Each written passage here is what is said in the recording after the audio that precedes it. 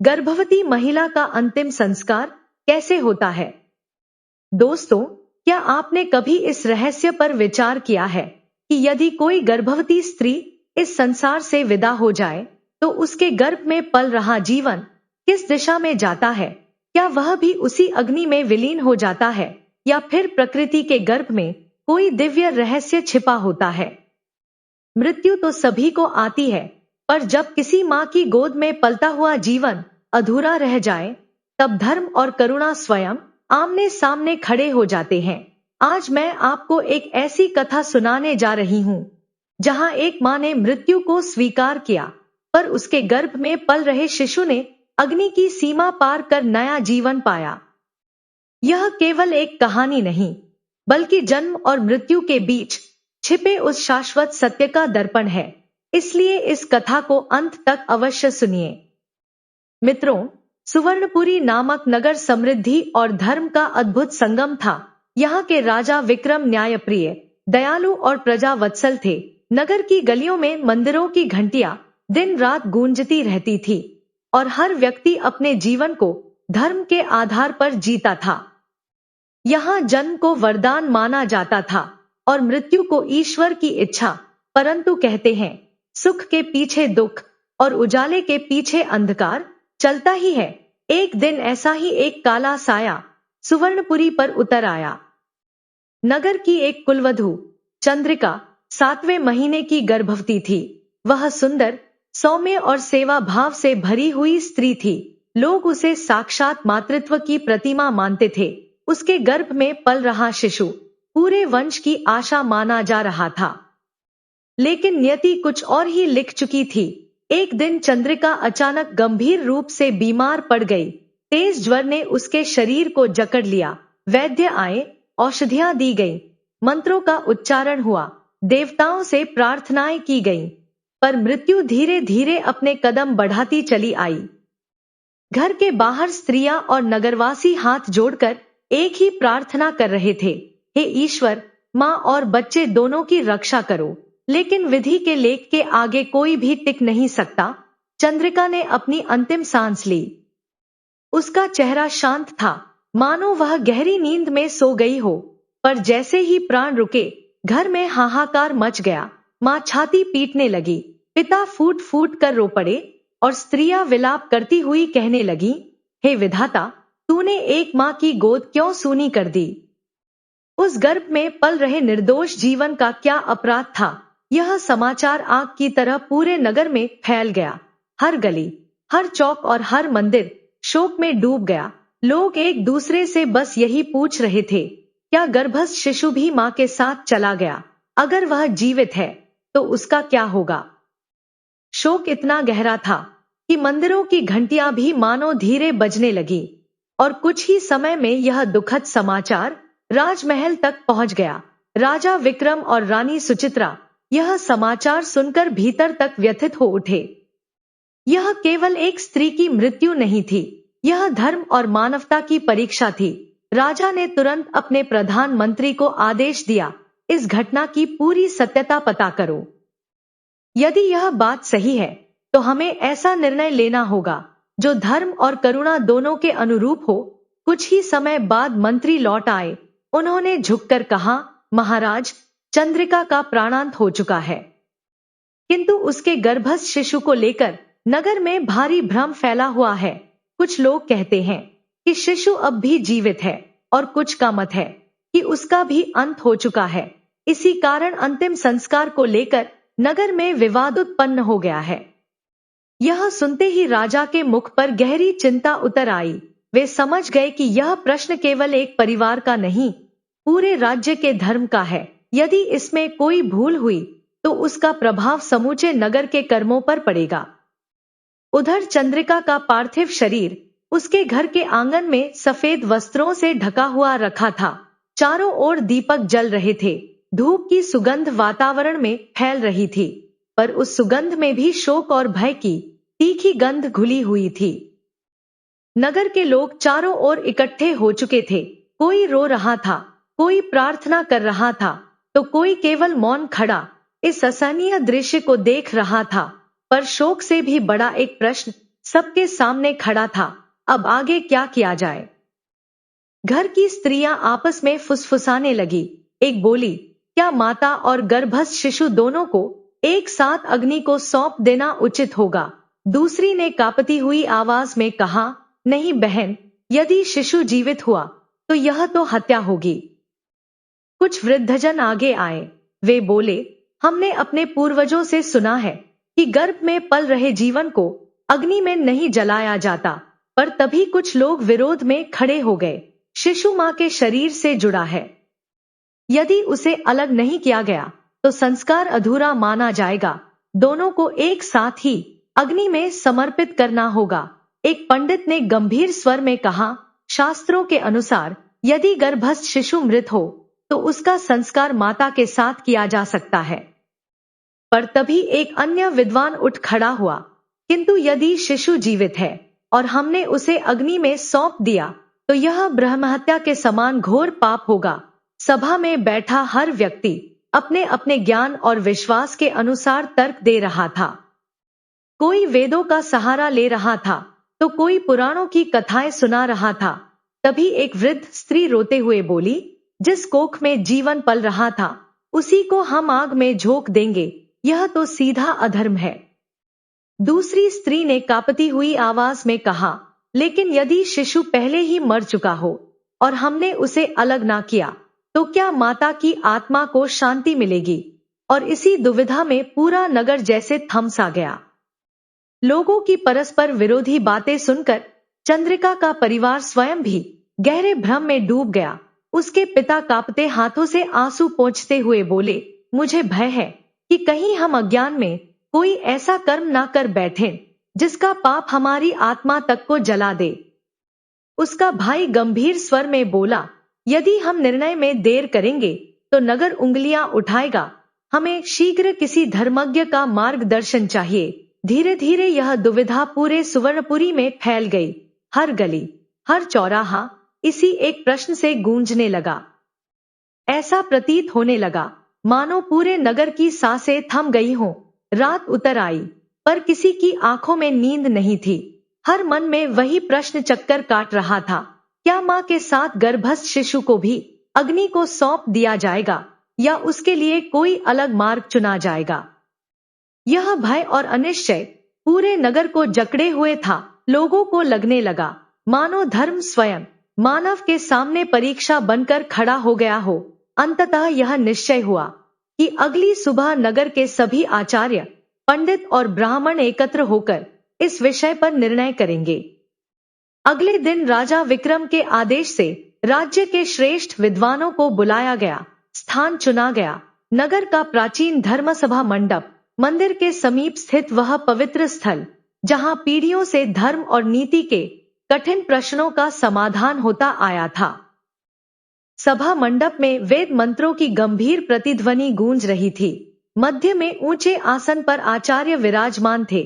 चारों ओर अन्य पंडित, शिष्य, मंत्री और नगरवासी बैठे थे। चंद्रिका का पार्थिव शरीर अभी भी उसके घर में रखा था, क्योंकि सभी जानते थे जब तक निर्णय नहीं होगा अंतिम संस्कार आरंभ नहीं किया जा सकता। सभा आरंभ हुई। सबसे पहले आचार्य सोमदेव उठे। उन्होंने गंभीर स्वर में कहा, धर्म ग्रंथों के अनुसार यदि गर्भस्थ शिशु जीवित हो और उसे माता के साथ अग्नि में समर्पित कर दिया जाए तो यह जीवित प्राणी की हत्या के समान पाप होगा। अतः पहले यह निश्चित किया जाना आवश्यक है कि गर्भस्थ जीवन शेष है या नहीं। उन्होंने गरुड़ पुराण का उल्लेख करते हुए कहा, देह और आत्मा भिन्न होते हैं। जब तक आत्मा शरीर को त्याग ना दे तब तक अग्नि को समर्पण अधर्म है। तभी आचार्य यज्ञदत्त खड़े हुए। उन्होंने विरोध में कहा, किंतु माता और गर्भस्थ शिशु एक दूसरे से प्रकृति द्वारा जुड़े होते हैं। जब माता का प्राण चला गया तो शिशु के जीवित रहने की संभावना अत्यंत क्षीण हो जाती है। यदि हम उसे बलपूर्वक अलग करने का प्रयास करेंगे तो यह स्वयं प्रकृति के नियमों का उल्लंघन होगा। सभा एक बार फिर गहन दुविधा में डूब गई। एक विद्वान ने मनुस्मृति का हवाला देते हुए कहा, जब माता देह त्याग देती है तो गर्भस्थ जीवन भी उसी क्षण समाप्त हो जाता है। पर तभी पंडित वाचस्पति उठ खड़े हुए। उनकी आवाज में दृढ़ता थी। नहीं, यह मत अधूरा है। इतिहास साक्षी है कि कई बार माता की मृत्यु के बाद भी गर्भस्थ शिशु जीवित पाया गया है। यदि ऐसे शिशु को अग्नि में सौंप दिया जाए तो यह सबसे बड़ा अधर्म होगा। धरती माता ही उसका आश्रय बन सकती है, इसलिए गर्भस्थ को अग्नि नहीं, पृथ्वी को सौंपा जाना चाहिए। उनकी बात समाप्त भी नहीं हुई थी कि एक वृद्ध विद्वान उठ खड़ा हुआ। परंपरा यही रही है कि जब गर्भवती स्त्री का निधन होता है तो गर्भ भी उसी के साथ अग्नि को समर्पित किया जाता है। दोनों का जीवन एक दूसरे से बंधा होता है। यदि हम अलग अलग संस्कार करेंगे तो यह प्राचीन रिवाजों के विरुद्ध होगा। सभा में उपस्थित जन एक दूसरे की बातें ध्यानपूर्वक सुन रहे थे। कभी हाँ की स्वीकृति गूंजती तो कभी नहीं का विरोध। कोई वेदों का उदाहरण देता, कोई स्मृतियों का तो कोई पुराणों की कथा सुनाता। कुछ लोग परंपराओं का सहारा लेते, पर सत्य तक पहुंचना और भी कठिन होता जा रहा था। चंद्रिका के परिवारजन अश्रुओं में डूबे हुए थे। वे बार बार विनती कर रहे थे, महाराज, जो भी धर्म का मार्ग हो, कृपया हमें वही बताइए। हम अपने जीवन पर पाप का भार नहीं लेना चाहते। सभा का वातावरण धीरे धीरे और भारी होता जा रहा था। राजा विक्रम एक और मौन बैठे सब सुन रहे थे। उनका हृदय भी उसी दुविधा में जकड़ा था। वे जानते थे, यदि निर्णय गलत हुआ तो यह केवल एक माँ या एक शिशु का नहीं, पूरे नगर के धर्म का अपमान होगा। अंततः सभी की दृष्टि राजा पर टिक गई। अब निर्णय उन्हें ही करना था। राजा का मन दो हिस्सों में बंट चुका था। एक और शास्त्रों की मर्यादा थी, यदि गर्भस्थ जीवित है तो उसे अग्नि को सौंपना घोर अधर्म है। दूसरी ओर परंपरा और लोकरीति थी, मां और गर्भ को अलग करना अस्वाभाविक माना जाएगा। राजा सोचने लगे, यदि मैंने गर्भस्थ को अग्नि में सौंप दिया और वह जीवित हुआ तो यह ब्रह्महत्या का पाप होगा, और यदि मैंने उसे पृथ्वी को सौंप दिया और वह मृत निकला तो लोग कहेंगे कि राजा ने परंपरा तोड़ दी। यह विचार उनके हृदय को भीतर से चीर रहा था। उसी क्षण चंद्रिका के पिता और उसका भाई सभा में प्रवेश कर गए। उनके चेहरे आंसुओं से भींगे थे और स्वर विलाप से कांप रहा था। वे राजा के चरणों की ओर देखते हुए बोले, महाराज, आप ही हमें धर्म का मार्ग दिखाइए। हम शोक के अंधकार में डूब चुके हैं। हमें समझ नहीं आ रहा कि अपनी बेटी और उसके गर्भस्थ शिशु के लिए कौन सा मार्ग उचित होगा। हमें ऐसा निर्णय चाहिए जिससे दोनों की आत्माओं को शांति मिले। उनकी व्यथा सुनकर राजा विक्रम का हृदय द्रवित हो उठा। उन्होंने मन ही मन सोचा, यह केवल एक परिवार की पीड़ा नहीं, यह पूरे नगर के धर्म की परीक्षा है। यदि निर्णय गलत हुआ तो उसका कलंक मेरे शासन पर पड़ेगा। तभी प्रधानमंत्री ने धीरे से कहा, महाराज, धर्म के इतने गहन प्रश्न का समाधान केवल तर्क और वाद विवाद से संभव नहीं है। हमें किसी ऐसे महर्षि की शरण लेनी चाहिए जिनका ज्ञान और तपस्या निर्विवाद हो। यह सुनते ही राजा की आंखों में आशा की किरण जाग उठी। उन्हें स्मरण आया कि सुवर्णपुरी के समीप ही एक प्राचीन आश्रम स्थित है जहां ऋषि व्योमदत्त निवास करते हैं। वे अपने गहन ध्यान और दिव्य अंतर्दृष्टि के लिए विख्यात थे। कहा जाता था कि उन्हें स्वर्ग और पाताल के रहस्यों का भी ज्ञान है। राजा ने सभा की ओर दृष्टि डालते हुए कहा, हे आचार्यों और ब्राह्मणों, मैंने आप सबके मत सुने। हर एक का विचार अपने स्थान पर उचित है, परंतु इस विषय में कोई स्पष्ट मार्ग सामने नहीं आया। यह धर्म का ऐसा गूढ़ प्रश्न है जिसका उत्तर केवल शास्त्रों में नहीं, अंतरात्मा की अनुभूति में भी निहित होता है। अतः मेरा आदेश है कि तुरंत ऋषि व्योमदत्त को आमंत्रित किया जाए। उनके वचनों से ही हम सबको सच्चा मार्ग मिलेगा।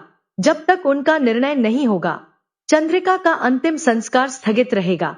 राजा के शब्द सुनकर नगरवासियों को कुछ संतोष मिला। सबने कहा, हाँ, ऋषि व्योमदत्त का निर्णय ही अंतिम होगा। उनकी दृष्टि धर्म और अधर्म के बीच का भेद स्पष्ट कर देगी। पर समय बीत रहा था। चंद्रिका का पार्थिव शरीर अब भी उसके घर में रखा था। परिजन की स्थिति अत्यंत करुण हो चली थी।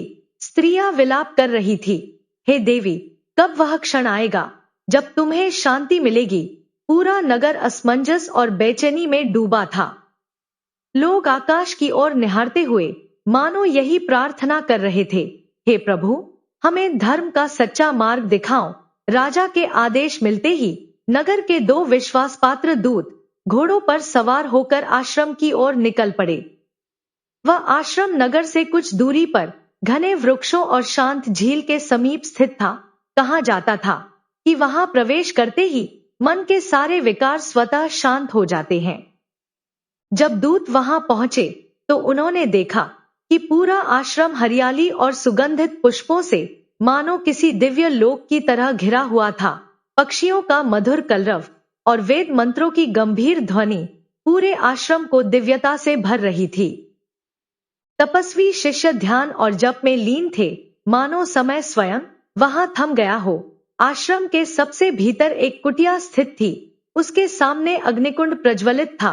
उसी के समीप एक तेजस्वी वृद्ध ऋषि गहन ध्यान में लीन बैठे थे। वे ही थे महर्षि व्योमदत्त। दूध जैसी श्वेत दाढ़ी, कमल के समान शांत नेत्र और मुखमंडल पर ऐसी दिव्य शांति मानो स्वयं ब्रह्मा का प्रकाश उतर आया हो। राजा के दूत भूमि पर दंडवत होकर बोले, हे महर्षि, महाराज विक्रम ने आपको सादर आमंत्रण भेजा है। नगर में एक गंभीर संकट उत्पन्न हो गया है। एक गर्भवती स्त्री का देहांत हो गया है और उसके अंतिम संस्कार को लेकर धर्म का बड़ा प्रश्न खड़ा हो गया है। संपूर्ण सभा दुविधा में है। आपके बिना इस समस्या का समाधान असंभव है। ऋषि व्योमदत्त ने धीरे धीरे अपनी आंखें खोली। उनकी दृष्टि में गहराई और करुणा दोनों थी। कुछ क्षण मौन के बाद उन्होंने कहा, यह केवल किसी नगर का संकट नहीं, यह स्वयं धर्म की परीक्षा है। यह शुभ है कि राजा ने अधीरता में कोई निर्णय नहीं लिया। चलो अब समय व्यर्थ ना करें। ऋषि ने अपने शिष्यों को बुलाया। कुछ को साथ चलने का आदेश मिला तो कुछ को आश्रम की देखभाल हेतु वहीं रहने को कहा गया। जब महर्षि आश्रम से बाहर निकले तो वातावरण ही बदल गया। पवन अधिक शीतल और सुगंधित हो गई। आकाश के बादल हटकर मानो उनके लिए मार्ग बना रहे हों। कहा जाता था कि जहां जहां महर्षि जाते थे वहां पशु पक्षी भी मौन होकर उनकी ओर देखने लगते थे, मानो प्रकृति स्वयं उनका अभिनंदन कर रही हो। जैसे ही ऋषि नगर में प्रविष्ट हुए, लोग अपने अपने घरों से बाहर निकल आए। कोई पुष्प अर्पित कर रहा था, कोई चरणों में नमन कर रहा था। स्त्रियां आंगनों में दीप जलाकर खड़ी हो गई। लोगों के चेहरों पर अब भी चिंता की रेखाएं थी, पर महर्षि को देखकर उनमें आशा का प्रकाश जग उठा। और जैसे ही ऋषि व्योमदत्त सभा भवन में प्रवेश करने लगे, सारा वातावरण मानो एक दिव्य शांति से भर गया। ऋषि व्योमदत्त के सभा में प्रवेश करते ही सभी लोग अपने स्थान से खड़े हो गए। राजा विक्रम स्वयं सिंहासन से उतर आए और श्रद्धा से उनके चरणों में नमन किया। उन्होंने कहा, गुरुदेव, आपके चरण पड़ते ही यह सभा पवित्र हो गई। हम सब धर्म का मार्ग खोज रहे हैं और केवल आपकी दिव्य दृष्टि ही हमारे अंधकार को प्रकाश में बदल सकती है। ऋषि ने करुण और गंभीर स्वर में उत्तर दिया, राजन, मैं जानता हूं कि यहाँ कौन सा प्रश्न उपस्थित है। गर्भवती स्त्री का अंतिम संस्कार सिर्फ परंपरा का विषय नहीं, यह जीवन और मृत्यु के गूढ़ रहस्यों से जुड़ा प्रश्न है। इसमें उतावलेपन से निर्णय करना घोर भूल होगी। अब तुम सब मुझे संपूर्ण घटना बताओ। राजा विक्रम ने चंद्रिका की मृत्यु से लेकर विद्वानों के मतभेदों तक पूरी कथा ऋषि को सुना दी। ऋषि व्योमदत्त आंखें बंद किए गहन ध्यान में सब सुनते रहे। कुछ क्षणों के मौन के बाद उन्होंने कहा, राजन, कल प्रातः मैं स्वयं चंद्रिका के पार्थिव शरीर के पास जाकर ध्यान करूंगा, तभी सत्य का द्वार खुलेगा। पूरे नगर में उस रात बेचैनी का साया छाया रहा। हर हृदय सुबह की प्रतीक्षा में धड़क रहा था, क्योंकि उसी दिन धर्म का निर्णय होना था। सूर्य की पहली किरण के साथ ही ऋषि व्योमदत्त, राजा विक्रम और नगर के प्रमुख चंद्रिका के घर पहुंचे। ऋषि का मुख अद्भुत शांति से दमक रहा था। उन्होंने किसी को कुछ कहने का संकेत नहीं दिया। धीरे धीरे वे चंद्रिका के पार्थिव शरीर के पास पहुंचे, आसन पर बैठे और नेत्र बंद कर लिए। हाथ ध्यान मुद्रा में थे, श्वास गहरी और स्थिर। वे समाधि में लीन हो गए। पूरा वातावरण एक अलौकिक मौन में डूब गया। अपनी ध्यान शक्ति से ऋषि सूक्ष्म लोक की ओर प्रविष्ट हो गए, उस अवस्था में जहां आत्मा और परमात्मा का संबंध प्रत्यक्ष हो जाता है। धीरे धीरे ऋषि के ध्यान लोक में चंद्रिका की आत्मा का दिव्य प्रकाश प्रकट हुआ। वह प्रकाश निर्मल और शांत था, पर उसमें करुणा की कोमल तरंग भी झलक रही थी। ऋषि ने मन से प्रश्न किया, हे दिव्य आत्मा, क्या तुम अब भी अपने गर्भस्थ शिशु से जुड़ी हुई हो? क्या तुम्हारी यात्रा अभी अधूरी है? चंद्रिका की आत्मा ने मधुर और शांत स्वर में उत्तर दिया, गुरुदेव, मेरा स्थूल शरीर भूतल पर समाप्त हो चुका है, पर मेरा गर्भस्थ शिशु अब भी जीवित है। उसकी आत्मा अभी इस संसार से पूरी तरह जुड़ी नहीं है। यदि उसे अग्नि को सौंप दिया गया तो यह घोर अधर्म होगा। वह एक नई यात्रा के लिए तैयार है, उसे जीवन मिलना चाहिए। इतना कहते ही उस दिव्य प्रकाश के समीप एक छोटी सी उज्जवल ज्योति प्रकट हुई। वह गर्भस्थ शिशु की आत्मा थी। उसकी ध्वनि मासूम थी, माता ने मुझे आश्रय दिया था, पर मेरा जीवन अधूरा रह गया। हे महर्षि, क्या मुझे भी इस संसार को देखने का अवसर मिलेगा? ऋषि व्योमदत्त की आंखों से करुणा के अश्रु बहने लगे। उन्होंने अंतर्मन से प्रार्थना की, हे प्रभु, यदि यह जीव संसार में आने योग्य है तो इसे जीवन का अवसर अवश्य दो। ध्यान से बाहर आते ही ऋषि ने सभा की ओर दृष्टि डाली। सबकी सांसें थमी हुई थी। गंभीर स्वर में उन्होंने कहा, हे राजन, चंद्रिका की आत्मा शांति के लिए तत्पर है, पर उसका गर्भस्थ शिशु जीवित है। उसे अग्नि को सौंपना घोर अधर्म होगा। शास्त्र कहते हैं कि जीवित प्राणी को अग्नि में अर्पित करना ब्रह्महत्या के समान पाप है। अतः पहले शिशु को सुरक्षित रूप से बाहर निकालने का प्रयास किया जाएगा। उसके बाद ही चंद्रिका का अंतिम संस्कार धर्म सम्मत विधि से किया जाएगा। ऋषि के वचन सुनते ही सभा में सन्नाटा छा गया। लोग एक दूसरे की ओर देखने लगे। क्या यह संभव है? क्या मृत माता के गर्भ से भी शिशु जीवित निकल सकता है? तभी राजा विक्रम दृढ़ स्वर में बोले, जब यह महर्षि का वचन है तो यह अवश्य सत्य होगा। अब वही किया जाएगा जो धर्म और सत्य के अनुसार उचित है। ऋषि व्योमदत्त ने अपने करकमल आकाश की ओर उठाए और सबको आशीर्वाद प्रदान किया। ऋषि व्योमदत्त ने गंभीर स्वर में कहा, आज यह नगर साक्षी बनेगा कि जीवन और मृत्यु केवल देह तक सीमित नहीं होते। सच्चा धर्म वही है जो प्रत्येक जीव की रक्षा करे। चंद्रिका की आत्मा तभी मुक्त होगी जब उसके गर्भस्थ शिशु को जीवन प्राप्त होगा। उनके वचनों से सभा में एक नई ऊर्जा और आशा का संचार हो गया। लोगों के चेहरों से भय हटने लगा और उसकी जगह श्रद्धा और विश्वास ने ले ली। पर सब जानते थे यह कार्य साधारण नहीं था। मृत माता के गर्भ से जीवित शिशु को निकालना केवल चिकित्सा का नहीं, जीवन और मृत्यु के बीच की सूक्ष्म रेखा को पार करने जैसा था। राजा विक्रम ने तुरंत आदेश दिया, राज्य के महान वैद्य सुश्रुताचार्य को बुलाया जाए। यह कार्य केवल उनके ज्ञान और ऋषि के आशीर्वाद से ही संभव है। कुछ ही समय में नगर के श्रेष्ठ वैद्य सुश्रुताचार्य वहां पहुंचे। उनका व्यक्तित्व तेजस्वी और आत्मविश्वास से भरा हुआ था। उन्होंने चंद्रिका के पार्थिव शरीर का निरीक्षण किया, फिर ऋषि व्योमदत्त के चरणों में नमन कर बोले, गुरुदेव, यदि आपकी दिव्य कृपा मिले तो मैं इस असाध्य कार्य का प्रयास करने को तैयार हूं, किंतु यह अत्यंत जोखिम भरा है। ऋषि व्योमदत्त ने शांत स्वर में कहा, हे वैद्य, कठिन वही होता है जिसे मनुष्य कठिन मान ले। जब धर्म और करुणा साथ होते हैं तो असंभव भी संभव बन जाता है।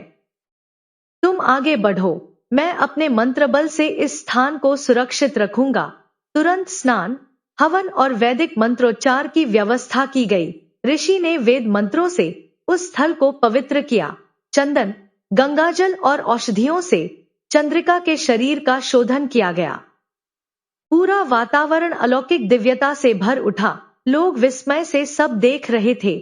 सुश्रुताचार्य ने अपने शिष्यों को आदेश दिया, तेज धार वाले औषधीय उपकरण लाओ। उन्हें चंदन और हवन की धूम्र से शुद्ध करो। चंद्रिका के शरीर को अत्यंत सावधानी से रखा गया। मंत्रों के उच्चारण के साथ वैद्य ने प्रक्रिया प्रारंभ की। सभा में उपस्थित हर व्यक्ति की सांसें थम गईं। स्त्रियां हाथ जोड़कर प्रार्थना कर रही थी, हे भगवान, इस नन्हे प्राण की रक्षा करना। ऋषि की ध्यानमग्न अवस्था से एक अद्भुत ऊर्जा प्रवाहित हो रही थी, मानो उनके मंत्र शिशु में प्राणवायु का संचार कर रहे हों। धीरे धीरे वैद्य ने शिशु को गर्भ से बाहर निकाला। क्षण भर के लिए पूरा सभा भवन स्तब्ध रह गया। शिशु अत्यंत दुर्बल और निश्चेष्ट था, मानो जीवन और मृत्यु की सीमा पर खड़ा हो। सुश्रुताचार्य ने तुरंत औषधियों और जड़ी बूटियों का लेप किया। उसी समय ऋषि व्योमदत्त ने अपने करकमल शिशु पर रखे और गहन प्राणायाम करने लगे। कुछ ही क्षणों बाद शिशु की छाती धीरे धीरे हिलने लगी। फिर एक क्षीण सी रोने की ध्वनि गूंजी। पूरा नगर भावुक हो उठा। लोगों की आंखों से अश्रु बहने लगे। सब एक स्वर में बोल उठे, धन्य है ऋषि व्योमदत्त, धन्य है वैद्य सुश्रुताचार्य। यह चमत्कार नहीं, धर्म का साक्षात स्वरूप है। चंद्रिका के माता पिता रो पड़े, पर इस बार उनका रोना पीड़ा का नहीं, कृतज्ञता का था। हमारी पुत्री तो चली गई, वे बोले, पर वह अपनी संतान हमें सौंप गई। अब उसकी आत्मा को अवश्य शांति मिलेगी। ऋषि ने सभा की ओर देखा और कहा, स्मरण रखो, जब तक आत्मा का उद्देश्य पूर्ण नहीं होता, मृत्यु भी उसे रोक नहीं सकती। यह शिशु चंद्रिका की अमर विरासत है। अब उसके संस्कार विधिपूर्वक किए जाएं। राजा विक्रम ने घोषणा की, आज ही संध्या को चंद्रिका का अंतिम संस्कार होगा और यह शिशु अब पूरे नगर का पुत्र है। इसका पालन पोषण राज्य करेगा। नगरवासियों के हृदय गर्व और करुणा से भर उठे। चंद्रिका का अंतिम संस्कार वैदिक विधि से किया गया। उसके शरीर को गंगाजल और चंदन से शुद्ध किया गया। स्वर्णाभूषणों की जगह तुलसी दल और पुष्पमालाएं अर्पित की गईं। स्त्रियां दीपक रखकर रोती रहीं। माता पिता उसकी चरणों में बैठकर विलाप कर रहे थे। तू हमें अमर उपहार देकर स्वयं हमसे दूर चली गई। जब उसकी अंतिम यात्रा निकली तो पूरा नगर साथ चल पड़ा। कोई पुष्प अर्पित कर रहा था, कोई जल छिड़क रहा था। सबके मुख से एक ही भाव निकल रहा था। चंद्रिका ने मातृत्व और त्याग की अनुपम मिसाल दी है। सरस्वती नदी के तट पर चिता सजाई गई। चंदन, घी और औषधियों से उसे पवित्र किया गया। ऋषि व्योमदत्त स्वयं अग्नि के समीप खड़े होकर मंत्रों का उच्चारण कर रहे थे। उनकी वाणी में करुणा भी थी और आत्मिक शांति भी, मानो आकाश और धरती दोनों उस महान आत्मा को विदा कर रहे हों। ऋषि व्योमदत्त ने अपने करकमलों से चिता पर चंदन की एक लकड़ी रखी और गंभीर स्वर में कहा, चंद्रिका केवल एक नारी नहीं थी, वह धर्म की जीवित प्रतिमा बनकर इस संसार से विदा हो रही है। उधर शिशु को वैद्य और दाइयों की निगरानी में सुरक्षित रखा गया था, परंतु परंपरा के अनुसार अंतिम संस्कार की अग्नि पुत्र के हाथों से दी जानी चाहिए थी। यह देख ऋषि ने निर्णय दिया, यह शिशु अभी बहुत छोटा है, किंतु धर्म उसकी ओर से पूरा होगा। राजा विक्रम इस बालक के संरक्षक हैं, अतः वे उसके प्रतिनिधि बनकर मुखाग्नि देंगे। राजा विक्रम ने शिशु की ओर नमन किया, मानो उसकी आत्मा को प्रणाम कर रहे हों, और फिर चंद्रिका की चिता को अग्नि अर्पित की। जैसे ही अग्नि की लपटें उठीं, ऋषि व्योमदत्त गहन ध्यान में लीन हो गए। उनके मुख से करुणा से भरे मंत्र निकलने लगे। हे चंद्रिका, तुम्हारा कर्तव्य पूर्ण हुआ। अब तुम्हारी आत्मा बंधनों से मुक्त होकर दिव्य लोक की यात्रा करे। तुम्हारा अस्तित्व तुम्हारे पुत्र के रूप में इस धरती पर सदा जीवित रहेगा।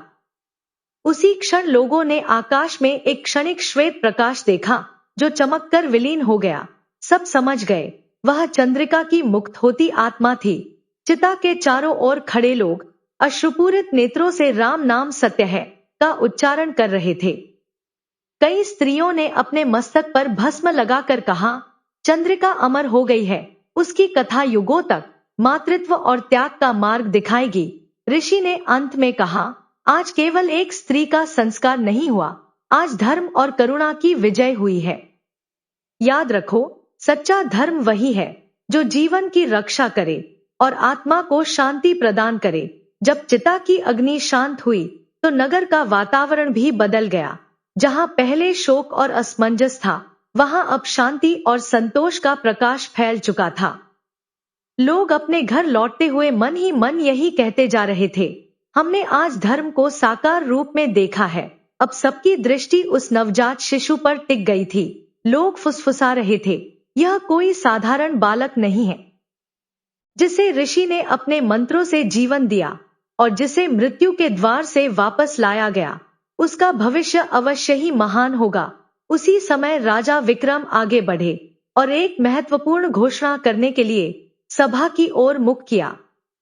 ऋषि व्योमदत्त ने घोषणा की कि चंद्रिका के पुत्र का नामकरण वैदिक विधि से उनके ही करकमलों द्वारा किया जाएगा। यह बालक अब केवल एक परिवार की संतान नहीं, बल्कि पूरे स्वर्णपुरी नगर का पुत्र होगा। निर्धारित दिन सभा भवन को पुष्पों और दीपों से सजा दिया गया। नगरवासी उत्सव की भावना से एकत्र हुए। वेद मंत्रों की मधुर ध्वनि गूंज रही थी। स्वर्ण जड़ित पलने में उस नवजात को सुलाया गया, जिसका मुख ऐसा लग रहा था मानो किसी दिव्य लोक का प्रकाश उसमें समाया हो। ऋषि व्योमदत्त ने बालक को अपनी गोद में लिया। कुछ क्षण वे उसकी आंखों में निहारते रहे, फिर ध्यान में लीन होकर उसके भविष्य को देखने लगे। जब उन्होंने आंखें खोली तो उनके मुख पर गंभीर तेज था। उन्होंने कहा, यह बालक साधारण नहीं है, यह मृत्यु और जीवन की सीमा को पार करके जन्मा है। इसके भीतर करुणा और धर्म की विलक्षण शक्ति है। भविष्य में यह नगर का रक्षक बनेगा और अन्याय के विरुद्ध धर्म की मशाल जलाएगा। फिर उन्होंने घोषणा की, इस बालक का नाम होगा जीवनेश, क्योंकि इसने मृत्यु की गोद से निकलकर जीवन प्राप्त किया है। इसका अस्तित्व स्वयं धर्म की अमरता का प्रतीक है। सभा उल्लास से गूंज उठी। राजा विक्रम खड़े हुए और कहा, आज से जीवनेश राजकीय संरक्षण में रहेगा। उसकी शिक्षा, पालन पोषण और सुरक्षा राज्य की जिम्मेदारी होगी। वह बड़ा होकर स्वर्णपुरी का गौरव बनेगा। ऋषि व्योमदत्त ने सबको संबोधित करते हुए कहा, स्मरण रखो, जीवन और मृत्यु केवल शरीर की सीमाएं हैं। जीवनेश इसका जीवित प्रमाण है। इसे सत्य, करुणा और न्याय के मार्ग पर चलाना ही इसका सबसे बड़ा बल होगा। नामकरण के पश्चात नगर में दीप जल उठे, मिठाइयां बांटी गईं, ढोल नगाड़े बजे। कई दिनों बाद स्वर्णपुरी में शोक नहीं, उत्सव था। लोग कहते थे, चंद्रिका की आत्मा आज अवश्य प्रसन्न होगी, उसका पुत्र धर्म की रक्षा करेगा। इस घटना ने नगर की सोच बदल दी। अब लोग मृत्यु को अंत नहीं, एक नई यात्रा का द्वार समझने लगे। स्त्रियां चंद्रिका की कथा को श्रद्धा से सुनती और कहती, मां का प्रेम मृत्यु से भी बड़ा होता है। गर्भवती स्त्रियों को विशेष सम्मान मिलने लगा। लोग समझने लगे कि गर्भस्थ शिशु केवल परिवार नहीं, पूरे समाज की जिम्मेदारी होता है। और यही इस कथा का संदेश है। मृत्यु से भय मत करो, क्योंकि वह अंत नहीं, आरंभ है। हर जीवन का सम्मान करो, क्योंकि हर प्राण में ईश्वर का अंश है। और मां के प्रेम का आदर करो, क्योंकि वही सृष्टि की नींव है। दोस्तों, कहानी कैसी लगी हमें कमेंट में जरूर बताइए। वीडियो को लाइक करें, शेयर करें और ऐसे ही प्रेरणादायक वीडियो के लिए हमारे चैनल को सब्सक्राइब अवश्य करें। धन्यवाद।